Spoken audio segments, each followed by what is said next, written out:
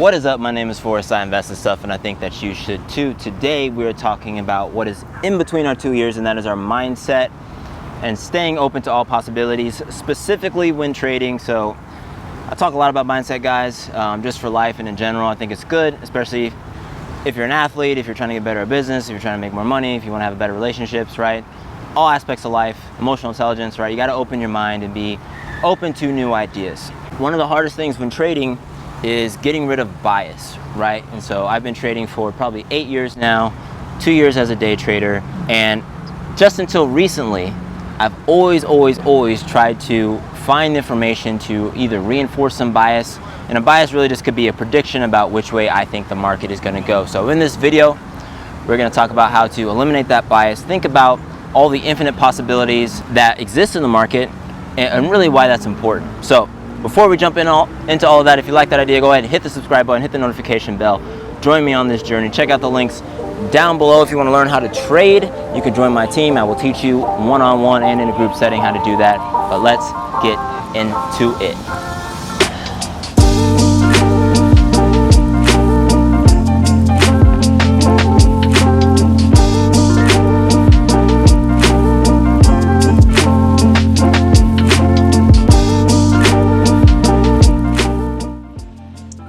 So let me tell you why this is so damn important, guys. When you open your mind up to infinite possibility, especially in the market, you get rid of this idea that you need to be right? Needing to be right is one of the biggest problems that traders have, and I see it every day, right? I'm in many discords. Well, there's like 3 main discords that I'm in every day. I'm trading and I'm listening to other traders, I'm watching them trade, I'm listening to their thesis.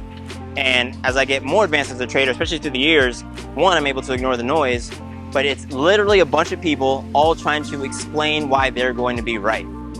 And you need to remove ego entirely from trading, right? The market is going to tell you what is going to happen. You'll see this on Twitter, you see this on Reddit, you see this on people's YouTube channels, all these predictions about the market. I'm not saying that you shouldn't analyze the market, you shouldn't have a macro analysis. The question that I'm posing to you is, why do you need to be right? Why do you need to buy a call, right? If you think the market's gonna go up and you want it to go up, and so you enter a call position, as soon as this market starts to go against your position, why do you start searching for information about why it's going to go up? Why do you feel this immediate gut check of like, oh, I'm wrong, but I wanna be right, and you're searching for information why you're gonna be right? It doesn't make any sense. Just sell your call and buy a put, right? Editor, bleep that out. Okay. But the point is, buy a put. We all do this, by the way, right? You get tunnel vision, you put on the blinders because you're in a position. And once you're out of that position and you look back, you're like, oh, it was obvious the market was gonna go this way, but I had all this bias and all this desire to be right, which really blocks me off from the outcome that I needed ahead of me. There's a book called Trading in the Zone, which I actually read a few years ago and I've been rereading it. And there's a really good analogy in there, and he talks about a kid. He talks about a young kid who's never met a dog before. And this kid's, the possibility for this kid's first encounter with a dog could be anything. It could be a good interaction, like we all love dogs. It could be a bad interaction, right? In his analogy, or his allegory, the kid has a bad interaction with a dog, right? The dog bites him. And so after that, this kid is afraid of all dogs. Even though 99% of dogs are nice, they're loving animals, anytime he meets a dog, he's immediately confronted with all these previous experiences and this fear of this first encounter with the dog. This is one of the things that can happen as a trader when you apply this bias, when you apply your ego to a trade, is you start thinking of all the other trades that you've ever had, right? As soon as your trade goes red, you're not just thinking about that trade, you're thinking about every single other time you lost money. And so we're assaulted with emotion, and we're assaulted with this need to avoid a loss. But that doesn't make sense. As a trader, there is a cost of business, right? As a trader, you will not have a 100% win rate. I'm gonna say that again. You will not have a 100% win rate as a trader. So why do you get upset emotionally when you have a loss, right? One of the things I did recently is I stopped tracking my per trade win rate. I only look at my daily win rate. Was I green on the day? If I have 9 trades and they're all red, and then I have 1 trade and it's green, and at the end of my day I made money, that's a good day. It doesn't matter That's a pretty bad rate, but it literally doesn't matter, guys. It's gonna sound counterintuitive, but it does not matter, because in those 9 trades, I could have cut my losses immediately. Oh, I identify the trades against me, cut it. It's going against me, cut it. Going against me, cut it. Cut it, cut it. Oh, this is a winner. Let it run, let it run, let it breathe, right? So all those 5-7% losses, and then I had a 200% win on a position that I legged into well, and I just made my daily goal, or maybe even more. And this happens, right? This is something, as you become more of a mature trader, it's really hard to do as a novice, but you have this mental kind of framework, or these trappings that are going to trap you into these behaviors. And the reason that we think this way is because we don't think that the market can do anything, but it can, right? At any point in time, even when you're using technical analysis, right? All the analysis that you do is just to give yourself an edge. We do not know what the market is going to do. I'm gonna say it again, we do not know, right? We have an edge, right? We use that edge to get into a position so that we can make money. And you can do that on a daily basis. You can win. You can have a green day every single day, guys. I've had some amazing win streaks, trade streaks, and daily win streaks, right? Even per month. But you have to do that by literally reminding yourself that the market can do anything. Yesterday was a great example, right? So it's the last weekend of October. I think it's the 28th. On the Friday, right, we had a over 100-point move from 4 a.m. SPX open to the close. One of the biggest moves in the market yet, and it's during earnings week. Even I was sitting there. I'm filming this video now. I was sitting there. I was looking at calls that were over 100 points out the money, and I was like, there's no way that the market goes over 100 points in one day after we're already 80 points up.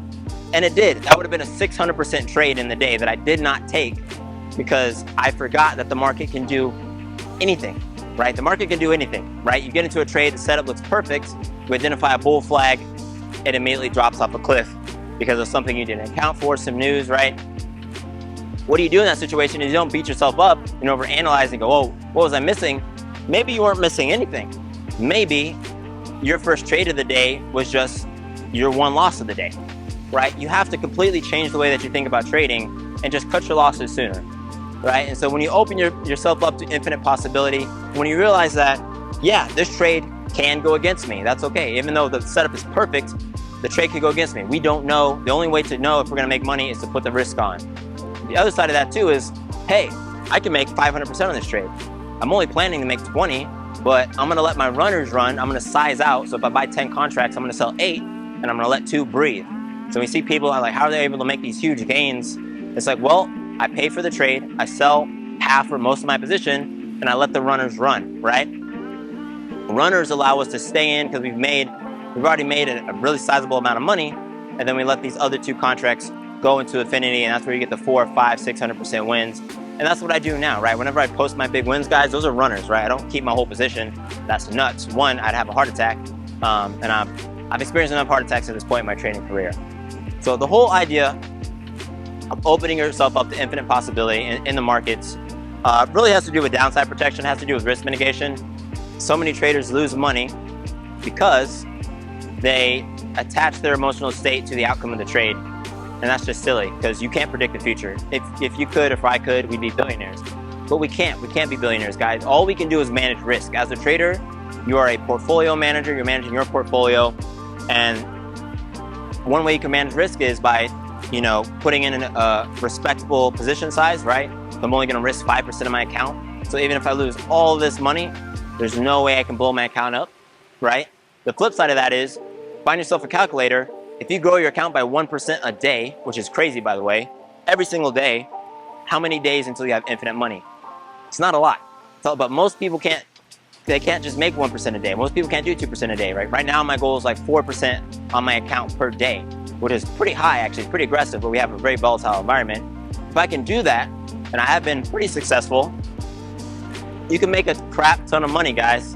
So you have to think of it as a portfolio manager, even though that you are day trading, you're trading for daily income.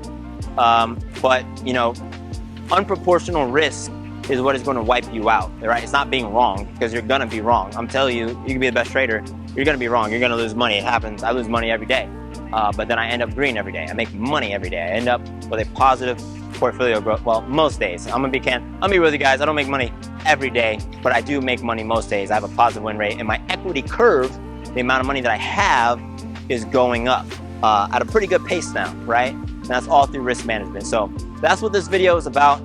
I think I'm beating the horse at this point, but think about that allegory, right? Think about the pain that you feel, right? The last time you lost a big trade, why did you feel so hurt, right? Was it because you were wrong? It doesn't make sense, right? Would you have feel as hurt if it was only $5? The answer is no, right? The reason you probably were so hurt was because you were too emotionally invested into the trade, and you need to be emotionless. You need to run your trading account like it's a business and realize that there is a cost of business, and that cost is losing trades. You will lose trades. And so knowing that you're gonna lose trades, what is your strategy to make more money when you do win and do that over time? That's what all of this is about. So that's it for this video. Again, guys, check the links down in the comments. My name is Forrest. I invest in stuff. My dream, my passion is to help as many people become traders, either on a short term or even on a long term, and just become better financially overall. If you like everything I just said, go ahead, hit the subscribe button, hit the notification bell. Again, check the links down, but I will see you in the next one. Peace.